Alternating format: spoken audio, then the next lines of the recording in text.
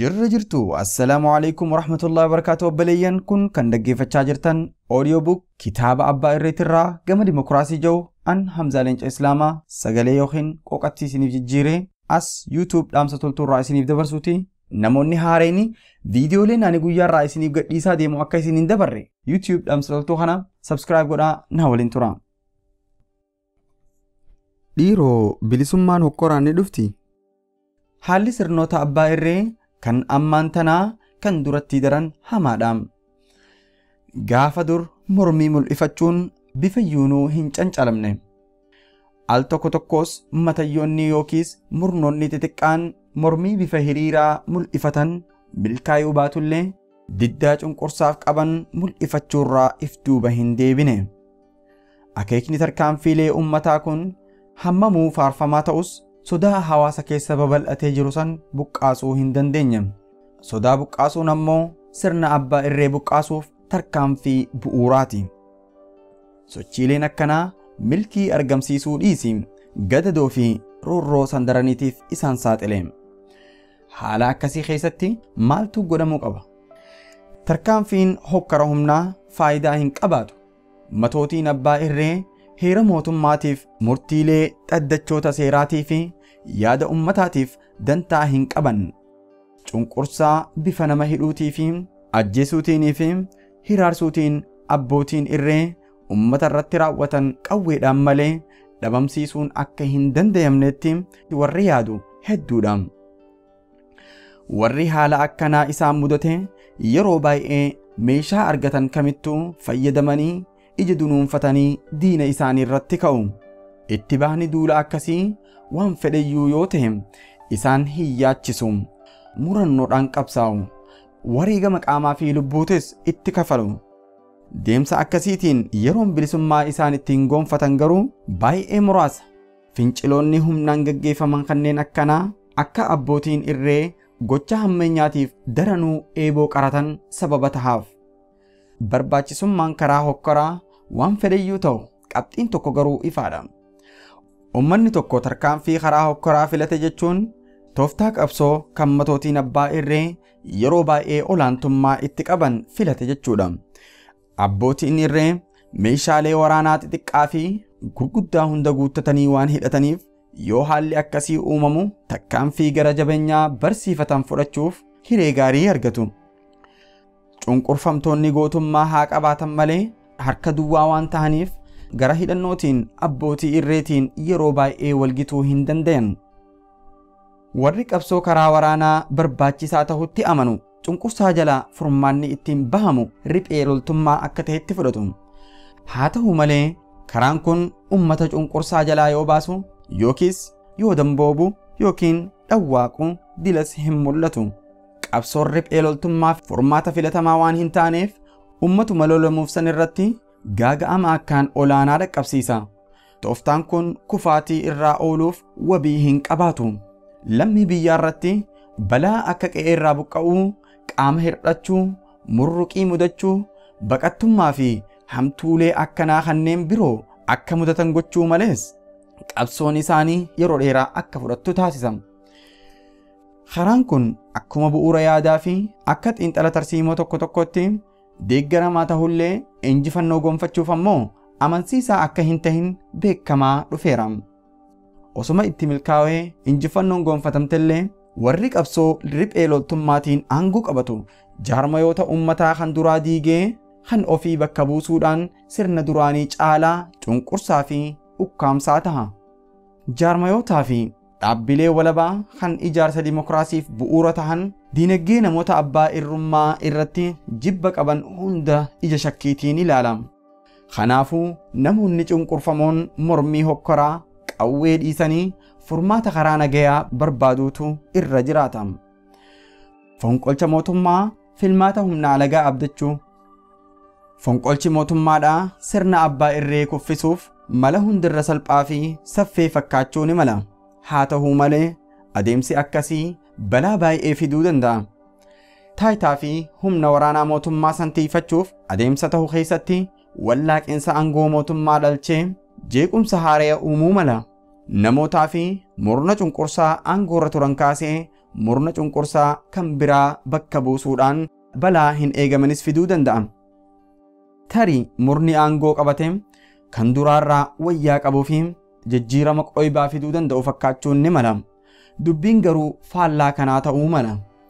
Murni haarayni aangoo qabate dhawaataan hundi jabeeffachaa deemee sirna duraanii caalaa gara jabeessaa fi garaaf buleessa ta'uu mala. Itti fufiinsi murni haarayni abdiin irra kaayamte kun dimokiraasii fi mirga namoomaatiif osoo hin dhimmamne waan fedhe raawwachuutti fuula deeffata. Sun ammoo gaafii qabsoo farra abbaa irrummaaf deebii ta'uu hin danda'u.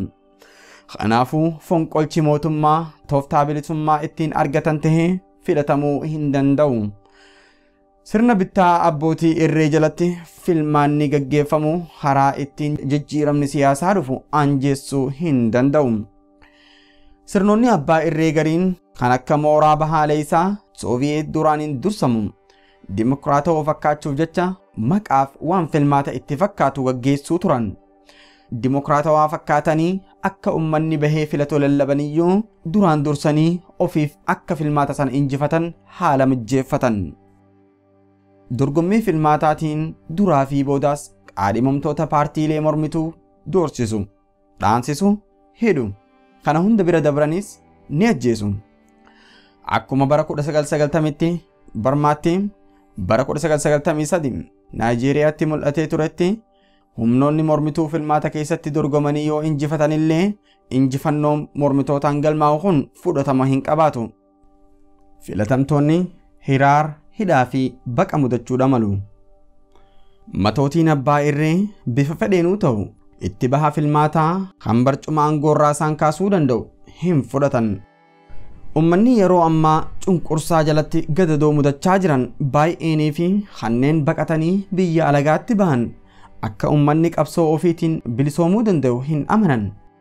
Bilisummaa argachuudhaaf dirmannoon humnoota biyya alaa akka waan barbaachisaa ta'etti fudhatan. Abbaa irree taayitaarraa qaarsuu kan danda'u gargaarsa humna idil addunyaa qofa sehan. Ummatoonni ulee cunqursitootaatiin bututan yeroo hamma tokkoof if bilisoomsuu hanqachuun dhugooma qabaachuun kunis beekumsa dhabarraa dandeettii ofii irratti amantii qabaachuu dhabuu fi akkaataa ittiin qabsaa'an wallaaluurraa tarkaanfii cunqursitootaa dura dhaabbachuu ni sodaatan. Humna ofiitiin mudannoo tanarraa of baraarsuu waan danda'an hin se'an. Kanaafuu humna alagaatii abdatan jechuunis yaada ummataa jaarmayoota idil addunyaa biyya humna qabdu abdachuu fi qoqqobbii dinagdee siyaasaa fi waraana jiran abbaa irree sanarraa akka kaayamtu hawwan. Haalli akkasii kun aanjawaa fakkaatullee dirmannoo alagaa abdachuun kun balaalee gurguddaa qabaachuu ni mala. Humniti alagaa dirmannoof dhuftu marti yeroo baay'ee ummata biyya sanii bilisa baasuu akeekkatee hin dhufu. Yoo dhufes akka amanamu hin ta'u. Kanarratti waa'ee humnoota alaa kanneen dirmannoof dhufan ilaalchisee qabxiilee barbaachisoo armaan gadii kana hubachuun gaariidha. Yeroo baay'ee humnoonni alagaa dantaa dinagdee fi siyaasaa ofiitiif jecha gocha gara jabeenyaa amalootii abbaa irree obsanii bira dabru. Inumaa gargaarsa godhuuf. Biyyoonni alagaa irbuu qabsoo cunqurfamtootaa jajjabeessuuf seenan akeeka biraatiif jecha ganuu malan.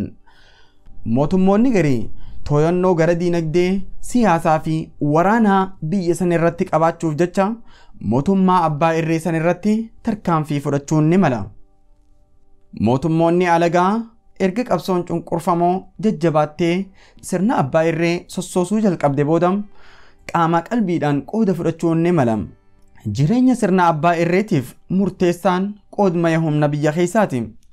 Yoo qabsoon cunqurfamtootaa sirna abbaa irree gaaga'uu dadhabde humnaa fi leeccalloon biyyaa hundi harka matayyoota muraasaatti galti.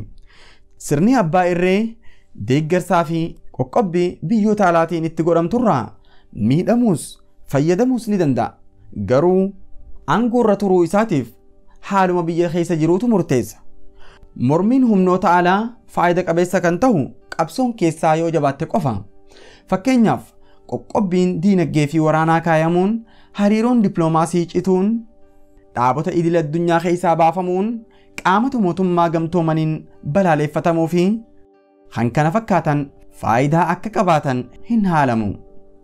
Ta'ullee mormii fi qabsoon qindaawaan biyya keessa jiraachuu baannaan tarkaanfiileen humnoota alaatuun bu'aa fiddi jedhanii eeguun gowwummaadha.